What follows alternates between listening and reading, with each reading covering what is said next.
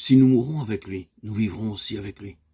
Si nous souffrons avec lui, nous régnerons aussi avec lui. 2 Timothée 2, 11, 12. Afin que je le connaisse et la puissance de sa résurrection et la communion de ses souffrances, pour être conforme à lui en sa mort. Philippiens 3, 20. À nouveau, nous rencontrons l'allusion à la mort du Christ dans la lettre de Paul aux Philippiens. Lettre écrite quelques 6 ans après celle aux Galates, où l'apôtre, dans la joie de la victoire, s'écriait « J'ai été crucifié avec Christ ». Et ceci nous prouve que la croix fut toujours à la base de l'activité du grand missionnaire et au centre de sa vie. C'est bien là ce qu'elle doit être aussi dans la vie chrétienne. Et la place qu'elle y doit occuper.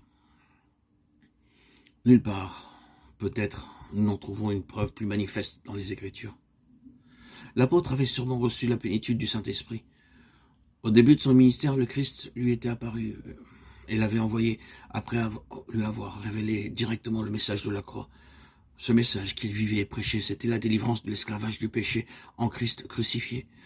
Dans sa lettre aux chrétiens de Rome, il avait démontré avec puissance l'identification des rachetés et du Sauveur en sa mort. Et l'action efficace de l'esprit de vie en Christ pour affranchir de la loi du péché et de la mort. Et cependant, malgré tout ce passé glorieux, sur quoi le Saint-Esprit avait manifestement mis son sceau, nous voyons ici l'apôtre chercher à s'initier de façon plus complète à la mort de son Sauveur. Ces paroles révèlent qu'il a découvert de nouvelles richesses, pénétré de nouveaux domaines, où il a atteint un nouveau degré de maturité spirituelle, et que ceci entraîne avec soi une communion plus intime, plus profonde aux souffrances de Christ.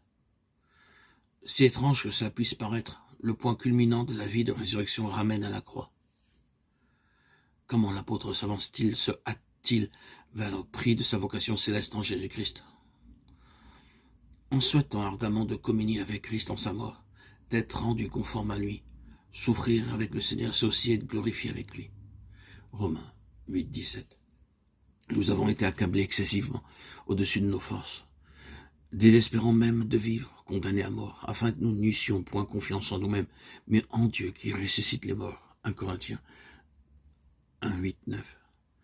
Il ressort de ce passage que même si nous savons déjà ce que c'est que d'être crucifié avec Christ et que de participer à la vie de résurrection, nous sommes cependant constamment amenés à l'apprendre comme un nouveau.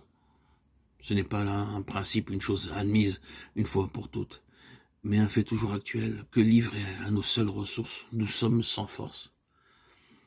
Nous désespérions même de la vie, écrit l'apôtre. Mais si Dieu permit que nous fussions réduits en cette extrémité, ce fut pour nous obliger à nous réfugier complètement en lui, qui peut ressusciter les morts. Il nous a délivrés et nous savons qu'il le fera encore. Voilà le secret des épreuves qui assaillent celui qui, avec Paul, a déjà pu s'écrier joyeusement « Moi aussi je suis crucifié avec Christ ». Il doit prendre contact avec cette puissance divine qui ressuscite les morts. Alors, dans les adversités, les faiblesses, les circonstances qui le dépassent, où il désespère de tout et de tous, où tous les concours humains sont inutiles ou font défaut, il se réfugie en Dieu et y trouve la délivrance. Puisqu'après tant d'années de communion avec Dieu, l'apôtre avait encore besoin de passer par ces expériences de mort et d'impuissance. Il nous est bien permis de croire que nous sommes en danger de nous confier en nous-mêmes, tant que nous sommes en ce corps, et qu'il est nécessaire que nous soyons conduits en ces impasses où tout secours humain est inutile ou impossible, pour que la seule puissance de résurrection du Christ se manifeste en nous.